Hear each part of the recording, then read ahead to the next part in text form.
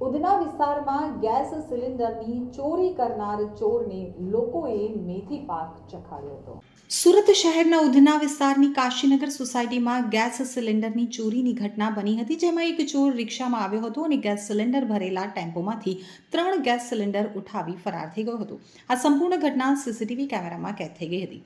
CCTV ફૂટેજના આધારે આજે સ્થાનિક લોકોએ ચોર રિક્ષા ચાલકને ઝડપી પાડ્યો હતો। સાથે જ રોષે ભરાયેલા લોકોએ ચોરને રિક્ષા બાદ થાંભલા સાથે બાંધી મેથી પાક ચખાડ્યો હતો। ગતરોજ થયેલી આ ચોરીની ઘટનાના સામે આવેલા સીસીટીવી ફૂટેજમાં જોઈ શકાય છે કે ટેમ્પોમાં ગેસ સિલિન્ડર ભરેલા છે, ત્યારે એક રિક્ષા ચાલક શખ્સ શાંતિથી ત્યાં પહોંચે છે। પહેલા તે તેની રિક્ષાને ટેમ્પો પાસે પાર્ક કરે છે અને પછી એક 3 ગેસ સિલિન્ડર ઉઠાવી રિક્ષામાં મૂકે છે। કોઈ ગભરાટ વિના આ સમગ્ર ચોરી અતિશય આરામથી કરે છે। બાદમાં સ્થળેથી આરામથી રિક્ષા લઈ અને ફરાર પણ થઈ ગઈ છે। આ ઘટનાના સીસીટીવી ફૂટેજ જેમ વાયરલ થયા તેમ લોકોમાં ગુસ્સો ફાટી નીકળ્યો હતો। સ્થાનિક લોકોએ ચોરની ઓળખ કરી અને તેને આજે પકડી પાડ્યો હતો।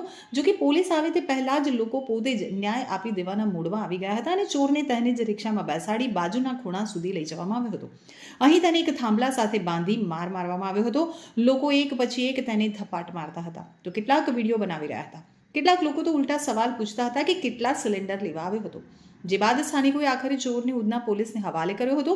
ઉધના પોલીસે આરોપી વિરુદ્ધ ચોરીની ફરિયાદ દાખલ કરી તેના પાછળના રેકોર્ડની તપાસ શરૂ કરી છે। તો આરોપીનું નામ અશોક માંગીલાલ બિશ્નોઈ છે અને તે મજૂરી કરે છે।